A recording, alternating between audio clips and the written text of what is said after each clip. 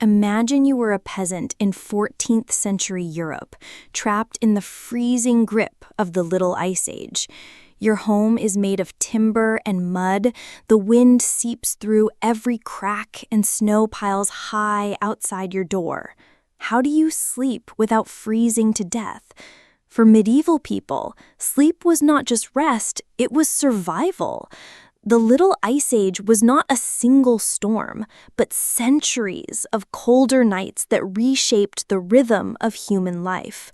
From the 14th to the 19th century, Europe's climate shifted. Temperatures dropped, summers grew shorter, and winters stretched far beyond what people were used to. Nights, especially in Northern Europe, could sink below freezing, even when the calendar said June. For the medieval peasant, this was not just an inconvenience, it was a constant threat. Sleep, something we think of as safe and ordinary, became a dangerous gamble. Falling asleep in the wrong place with too little warmth could mean never waking again. Frostbite, hypothermia, and illness crept into the silence of the night. But people are stubborn. They find ways to endure. Villagers changed their daily patterns, retreating into their homes earlier during the winter months. Darkness and cold forced people into bed long before modern schedules, and waking up could mean breaking free from sheets frozen stiff with frost. In monasteries, monks recorded that the cold gnawed at them even during prayer, and that nights required double cloaks. Chroniclers of the age described rivers freezing so solid that carts and horses crossed them. If water turned to stone, imagine what happened to the body as it lay still in sleep. The Little Ice Age turned every night into a battlefield, but instead of swords or shields, medieval men and women armed themselves with habits, traditions, and a collective resilience. The story of their sleep is not one of comfort, but of survival. When the cold pressed against medieval homes, there was almost nothing to stop it. Unlike the stone castles of kings, ordinary people lived in huts made of timber, wattle, and daub, a mixture of mud and straw. The walls were thin, often cracked, and the wind slipped through the gaps like an invisible thief. Floors were made of packed earth, which meant the chill rose straight from the ground into the bones of anyone lying down. Roofs were thatched, woven from straw, reeds, or rushes. They looked picturesque, but in winter they trapped little warmth. Snow piled on top, dripping meltwater into the rooms below. Families tried to block the drafts with animal hides or cloth, but insulation as we know it today simply didn't exist. At night, the home became a cold box. The fire in the central hearth, if the family had one, was the only defense. But wood was expensive, and smoke filled the room when chimneys were absent or poorly built. By midnight, the embers had usually burned low. Darkness took over, and with it, a piercing cold that clung to every surface. Children curled against their parents, old people tucked into corners, and even under heavy wool blankets, the shiver never fully left. For the poorest, there were no blankets at all, just cloaks patched together, garments, or straw spread across the floor. The medieval home was not a refuge from the winter, but a reminder of it. Every creak of the wind against the walls, every gust that slipped inside, told its inhabitants the same thing. Sleep would not come easily, and warmth was never guaranteed. In the bitter cold of medieval nights, the human body itself became the most reliable source of heat. Families discovered that survival was easier when they slept together. One bed might hold parents, children, and sometimes even servants. This was not simply about affection, it was necessity. Shared body heat could mean the difference between comfort and waking with frozen limbs. Medieval beds were often wide, not for luxury, but for practicality. In peasant homes, a simple wooden frame stuffed with straw could accommodate multiple people. In wealthier households, carved beds with feather mattresses still followed the same principle. More bodies meant more warmth. For children, sleep often came in the embrace of a parent or grandparent. Generations curled together under the same blanket, forming what some historians call a nest of people. It was a deeply intimate arrangement where privacy vanished and the rhythm of breathing became communal. The bed was a hearth of flesh and fabric, keeping frost at bay through shared closeness. Even beyond family, bed sharing extended into inns and monasteries. Travelers often had to sleep beside strangers, their trust outweighed by the desperate need to stay warm.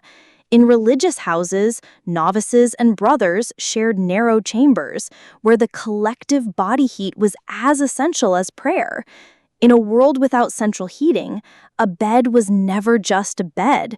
It was a survival strategy, a gathering place, a fortress of warmth built not from wood or stone, but from the bodies within it. While closeness helped, the quality of what people slept on and beneath also determined whether they endured the night. For the poor, mattresses were nothing more than sacks stuffed with straw, reeds, or dried leaves. These straw beds were scratchy, attracted insects, and flattened quickly. Yet even this fragile barrier between flesh and frozen ground made the difference between life and death. The wealthy had more comfort. Feather beds filled with goose down or other soft materials created a cushion that trapped warmth more effectively. But even noble households felt the bite of cold when winter deepened. Blankets were the true defenders of sleep. Most were made of wool, thick and heavy, sometimes layered 2 or 3 at a time. But wool, while warm, was not invincible against damp or frost. In regions with harsher climates, families improvised with animal skins, layering hides atop their covers for extra insulation. It is easy to imagine a medieval night. The crackle of a dying fire, the creak of wooden beams in the wind, and the weight of wool pressing down, trapping both warmth and the scent of the day's labor. The rich might dream under embroidered covers, the poor beneath patched cloaks, but they shared the same battle, the cold creeping relentlessly toward the bed. Mattresses and blankets, humble or luxurious, were more than household goods.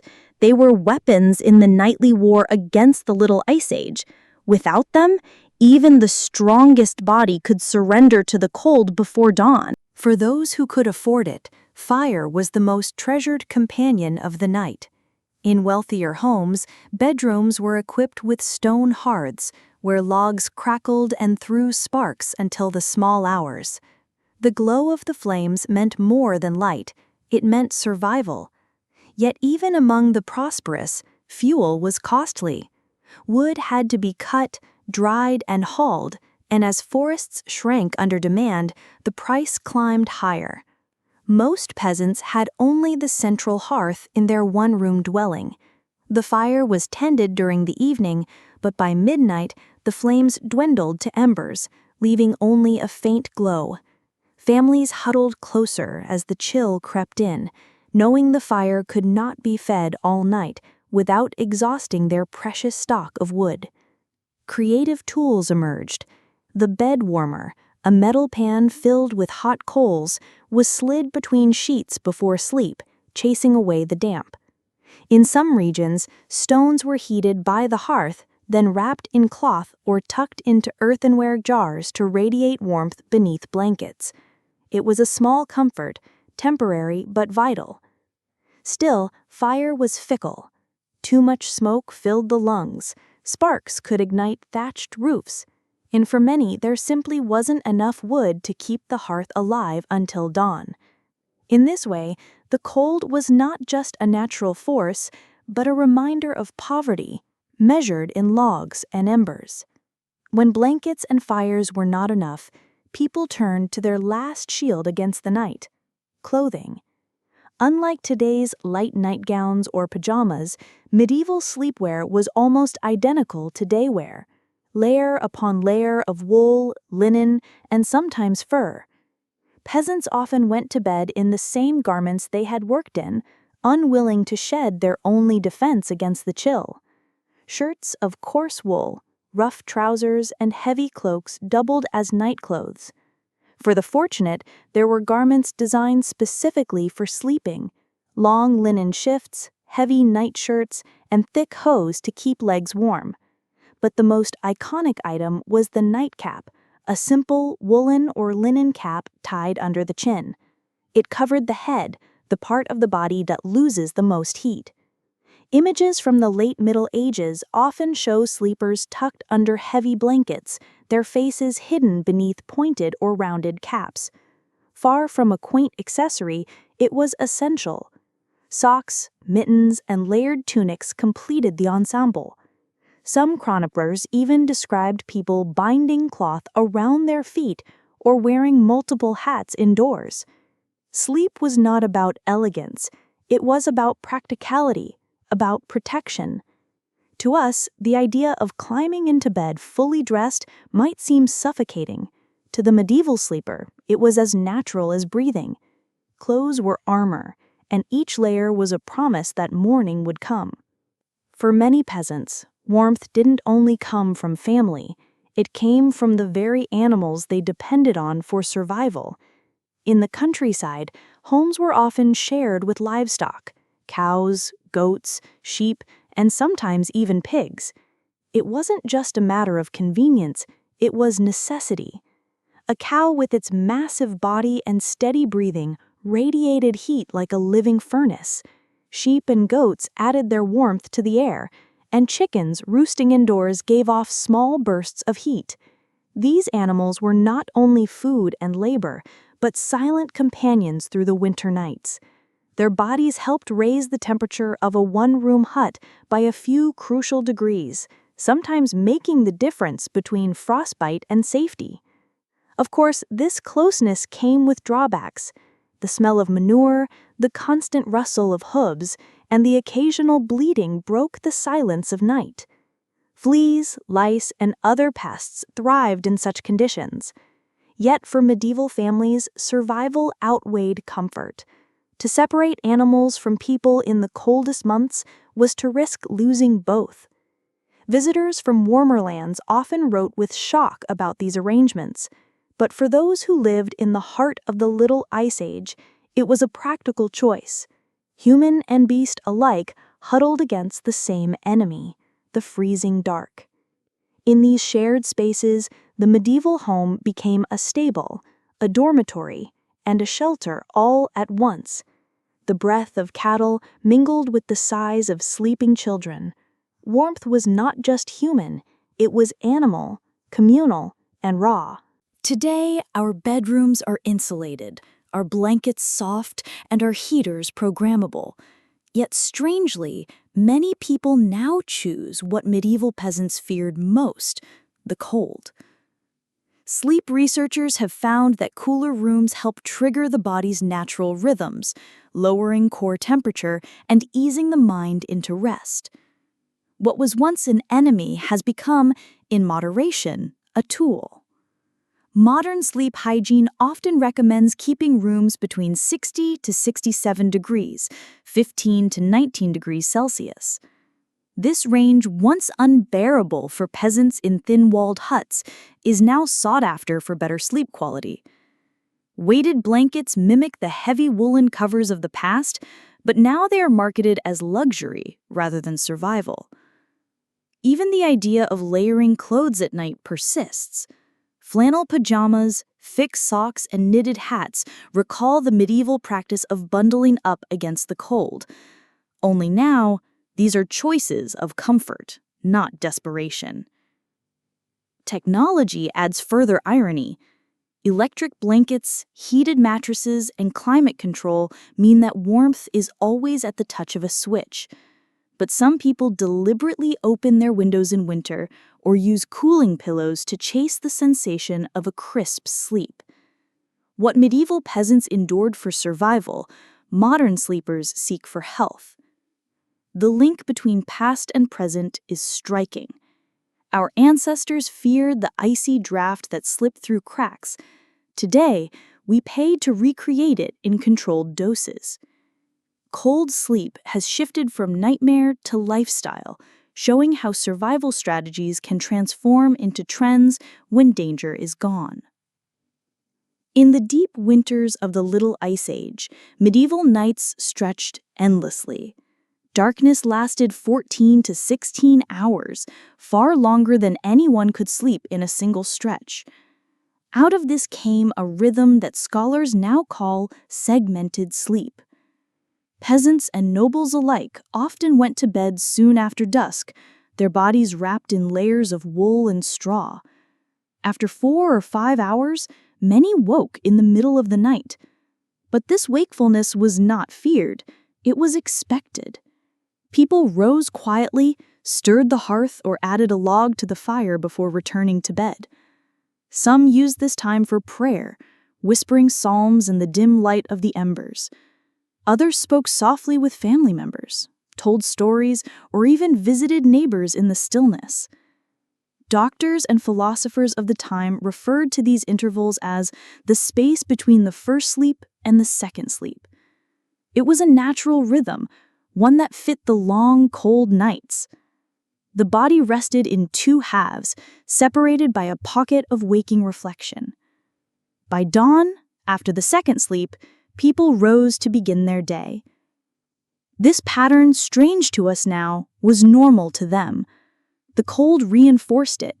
Fires needed tending, and the night was too long to pass entirely in slumber. In this way, sleep was not a single block of unconsciousness, but a woven fabric of rest, prayer, and quiet labor. It reflected both necessity and adaptation, another sign of how medieval people bent their lives to the demands of the ice. Looking back on those frozen centuries, it is hard not to marvel at the resilience of medieval sleepers. Without insulation, without central heating, and without the luxuries we take for granted, they endured nights that could kill. Their strategies, sharing beds, layering clothes, keeping animals indoors, waking between 2 sleeps, were not inventions of comfort, but of survival. The Little Ice Age forced creativity out of desperation. Bed warmers filled with hot coals, nightcaps pulled tight, straw mattresses pressed against frozen earth, all of it speaks to a humanity that refused to yield.